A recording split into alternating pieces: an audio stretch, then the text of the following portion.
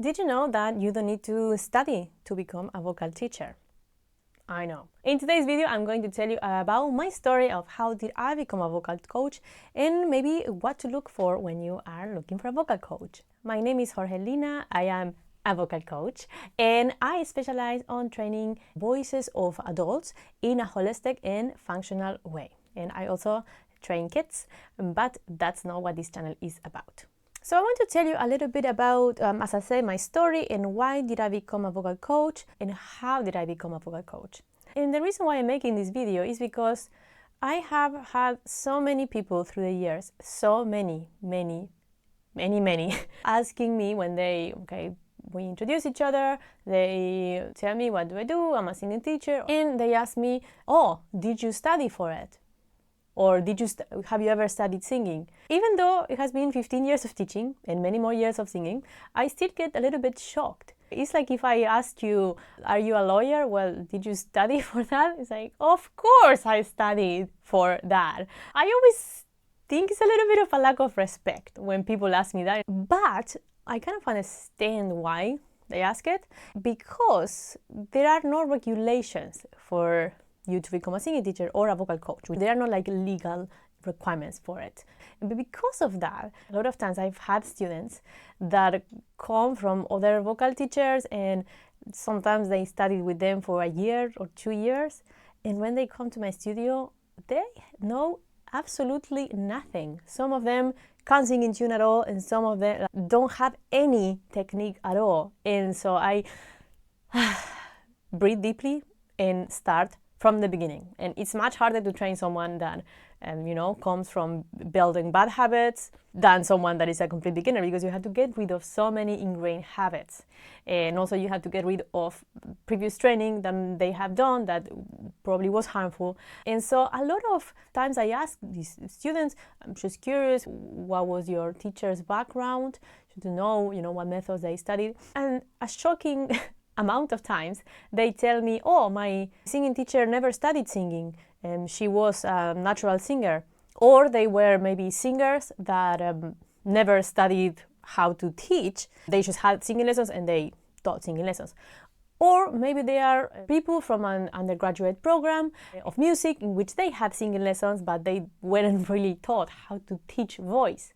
Because of that, a lot of teachers just teach you how to sing the right note, and that is a tragedy. It can really, really harm you, because this is not an instrument like other instruments. This is a very unique instrument. To build your instrument, you have to set up your whole body and mind into singing mode, and that doesn't happen naturally.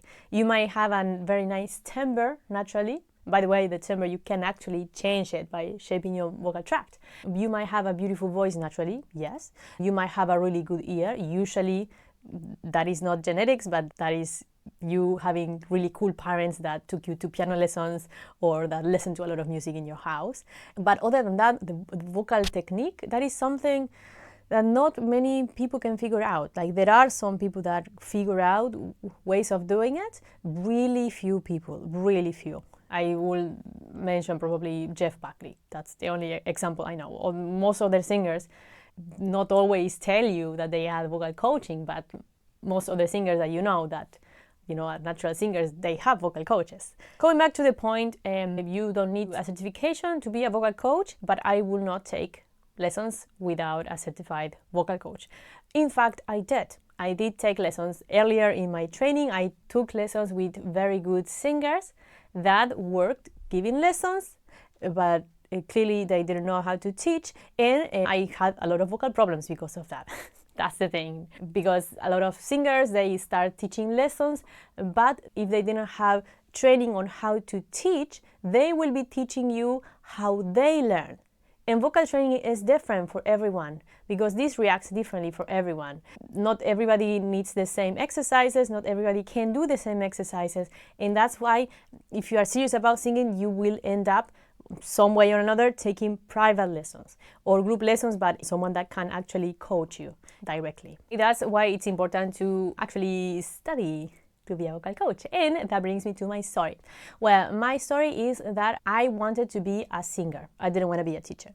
I wanted to be a singer. That's why when I moved to uni, I studied music. That was my major. And I was already studying singing years ago. I wanted to be a singer. And when I was very, very little, like 6 years old, I wanted to be a teacher, a school teacher. And when I grew up and I started going to school, usually I would have a lot of joy in explaining things to my classmates. I always enjoyed it. And then I kind of put that on the side when I decided that I wanted to be a singer. I started teaching when I was 22.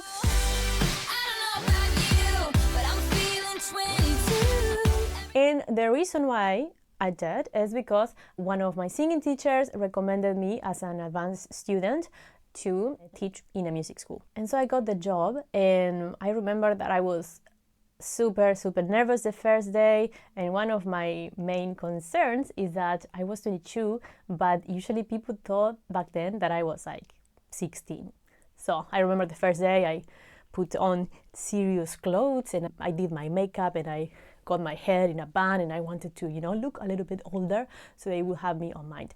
And so I got there. I had to teach right away. I had to teach group classes and private lessons in a music school. And so I remember that I go into my first group class. It was a group of teenagers, and I was there and they were there and everybody was like talking, and I was like waiting for them to shut up and so we can start. And at some stage I told them like, it's time to start, and they were shocked because they thought I was one of them.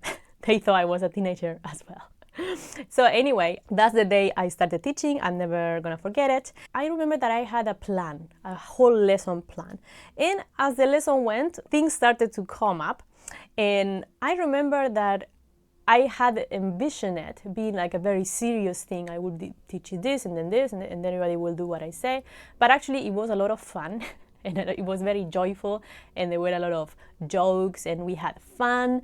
And that day, I learned some of the biggest lessons in singing. Singing is about joy. You learn so much easily if you can have fun and if you can play around this.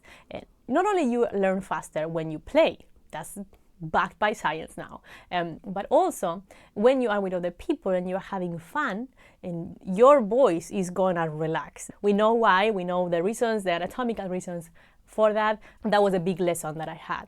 And that day I actually discovered how much I actually enjoyed teaching voice. Back then I wasn't a teacher myself, so what I did is I taught the things that I knew were good for everyone. So there was a lot of focus on interpretation and breathing and gentle vocalizations. Then later on, I worked in another school and we had actual teaching training. Meanwhile, I was studying to become a vocal coach, and we were taught there how to teach as well. And the thing I discovered when I started going more into the science of teaching and the anatomy of singing, because in the singing program that I was studying back then, we did have to study a lot of technique. It was a singing program, and then you became a vocal coach after a few years. In that singing program, we had to learn the anatomy and how it works. I was amused at how my classmates hated that. And I was passionate about it. So I loved studying the anatomy behind it and the physiology and how it all worked. I really had a lot of fun doing that. I was a big nerd. Anyway, so putting all of that together, how much I enjoyed teaching, how much fun I had, how much I loved singing, and how much I love the whole science behind singing is what made me decide that being a vocal coach was actually something I really wanted to do. And of course, let alone what came next. Of course, after that, you start seeing how many benefits singing actually has for the nervous system of the person. And then I pursue other vocal coaching certifications. I was also mentored by the directors of one of the schools I was teaching in one-on-one every week to teach for exams and things like that. And so there was a lot of training involved. And I continued training to be a teacher. Me and all the vocal coaches that I know that are serious about what they do, you don't do a vocal coaching course and take some lessons and that's it. You study for the rest of your life. This is something like many fields in which you are committed to it. This is forever. So I'm constantly in training and constantly in training for coaching and constantly in training for my own singing. So that is very important. If you are looking for a vocal coach, don't look for the cheapest one and the one that is closest to you only. Do your research and make sure that you get someone that first and foremost and primarily has had professional vocal coaching themselves for many years. I would say at least 3 years. And then, if possible, get someone that actually has a vocal coaching certificate or a singing teaching certificate or something of that sort. Don't just go for the cheapest one. A lot of people think that, you know, for starting it's the same, any teacher is the same. No. Actually, the starting point, the first stage of your training is the most important, because you're going to be building habits. Remember that this is not like any other instrument, and this is not like learning German or English, in which you learn the basics, and those are the basics, and they are in a book, and you know what you have to learn. This is not like that. Anyway, that was my little story. Hope you enjoyed it. If you did, I invite you to subscribe to this channel to explore more of my content, and I'll see you next time.